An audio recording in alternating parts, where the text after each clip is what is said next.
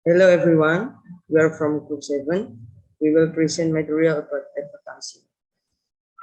Let me introduce my friends first.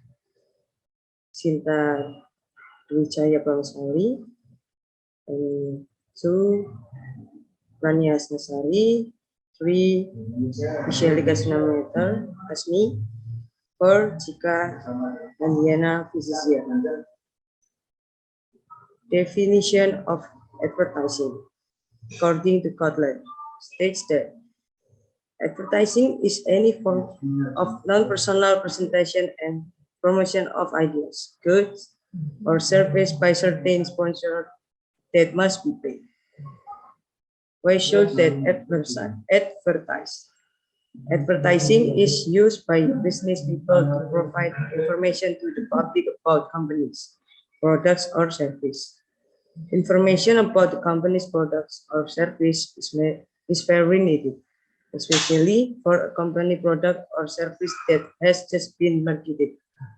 This is done so that customers know that there is a new product or service. Next, Chika. Characteristic advertising.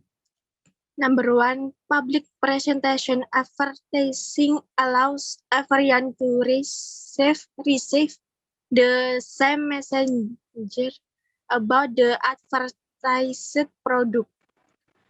Number 2, persuasive. The same advertising messenger can be repeated to strict than receive of information. Number 3, amplified expressiveness.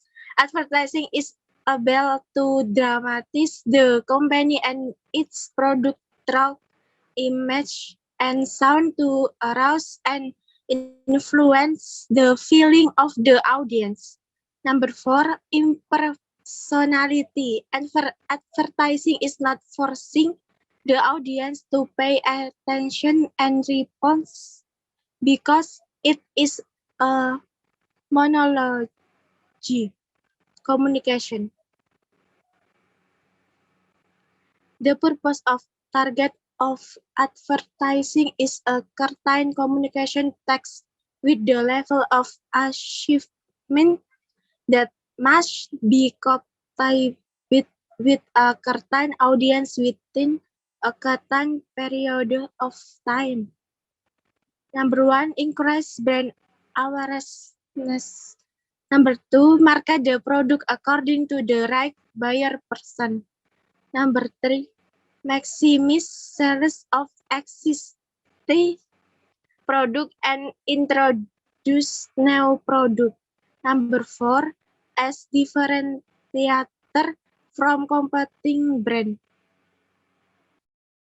Okay, I will continue the material previously by my colleague, Chika. Thank you for Chika. Advertising process, jadi proses dari pembuatan advertising. Yang perlu pertama kali dilakukan adalah the first thing you need to do is prepare, starting from discussion, brainstorming, make strategies, look for creative ideas. Jadi kita melakukan persiapan, kemudian diskusi, brainstorming, membuat strategi, mencari ide dan gagasan kreatif. The next stage is planning. The creative ideas that have been prepared are then poured in the form of creative strategy proposal. And this proposal will then be sent to client. We will be assessed by which client are eligible and which are not, which ones are accepted or which ones are rejected. And if it is rejected, the next process will repeat the process of searching for alternative ideas. Jadi setelah prepare, tahapan selanjutnya adalah perencanaan. Jadi gagasan kreatif yang sudah dipersiapkan, kemudian dituangkan dalam bentuk proposal strategi kreatif. Dan proposal ini nantinya akan dikirimkan ke klien, mana yang akan layak, mana yang tidak, mana yang akan diterima, mana yang ditolak. Dan jika proposal ini ditolak, maka proses selanjutnya adalah repeat, mengulang pada proses pencarian ide gagasan alternatif. Selanjutnya, if accepted, apabila proposalnya diterima, it will continue with the process of implementing the proposal.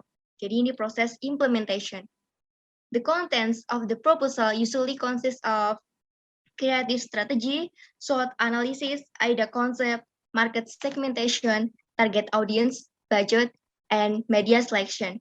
This is directly processed by the group to find a formula to determine the production planning process, create advertising simulation. Jadi proses ini termasuk proses implementation. And if the OK simulation, kalau simulasinya bagus, implementasinya bagus, has been approved and then produced with a choice of media, kita bisa memilih media, including conventional media and online media that have the aim of meeting the needs of consumer. This consumer is the target audience that is in accordance with the proposal after the ad is served. Jadi kedua media ini tuh bisa memiliki tujuan yang sama, yaitu untuk memenuhi kebutuhan dari konsumen. After the ad is served, then the ad will be evaluasi. Setelah iklan ini ditayangkan, selanjutnya iklan ini akan dievaluasi, yaitu pada tahap supervision. Next slide. Sebelum saya melanjutkan ke advertising strategy, saya tadi menyinggung tentang AIDA model. AIDA model is advertising is part of promotion. Iklan itu adalah bagian dari promosi. To the promotion, companies must design or send message to be effectively. Ideally, the message should get attention, interest of the consumer, desire, and action. Kerangka kerja ini dikenal sebagai AIDA model. AIDA model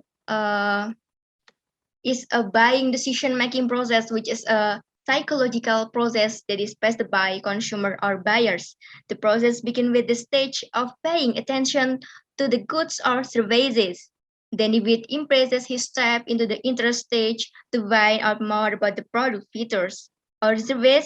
If the intensity of interest is strong, then this continue to the stage of having a desire or because the goods or services offered are in accordance with their needs. If the desire is so strong, either because of encouragement from within or persuasive stimuli from outside, the consumer or buyer will make a decision to buy, action to buy, tindakan untuk membeli the goods or services offered. Thus, the purpose are the result of a long consumer decision making process. Jadi prosesnya ini diawali dengan memberi perhatian atau attention terhadap barang atau jasa. Kemudian jika kita berkesan, itu akan melangkah ke tahap ketertarikan atau interest untuk mengetahui lebih jauh tentang keistimewaan produk atau jasa yang sedang diiklankan. Jika intensitas ketertarikannya kuat, maka akan berlanjut ke tahap hasrat atau keinginan, desire. Karena barang atau jasa ini ditawarkan begitu kuat dan baik, maka akan timbul dorongan atau rangsangan persuasif dari konsumen untuk membeli barang tersebut, yaitu action to buy, membeli barang atau jasa yang ditawarkan. Selanjutnya ke advertising strategy. In creating an advertising program, marketing management always starts by identifying the target market and buyer motives. It makes 5 major decisions in the creating of an advertising program. Jadi ada 5 M, mission, money, message, media, and measurement. Mission, apa tujuan iklan? Money, berapa yang digunakan, dana yang digunakan. Message, apakah pesan yang ingin disampaikan? Dan media, apakah media digunakan? Dan measurement, bagaimana mengevaluasi hasilnya. Jadi itulah strategi advertising, kita harus memperhatikan 5M, 5M. Okay, next slide. Advertising media. According to Kotler, 2005 and 289, which states that media planning must know the ability of the main types of media to bounce reach, frequency, and impact. Each medium has advantage and limitation. Advertising media are divided into two. Number one, print media advertising, newspaper, magazine, and direct mail. Number two, electronic media advertising is television, radio, telephone, and internet. Next. Radio commercial. Radio is an entertainment medium. Number one, mass personal of all media. Number two, use of imagery leads to high level of attention and positive general attitude toward ads. Radio commercial characteristic. Number one, theater of the mind. Number two, personal. Number three, radio does not get the full attention of listeners. Number four, at ours now only briefly one heard. Next. Radio commercial are advertisement published via radio in the form of a combination of the sound of word and sound effects, and this only heard. Radio is an interactive auditive media.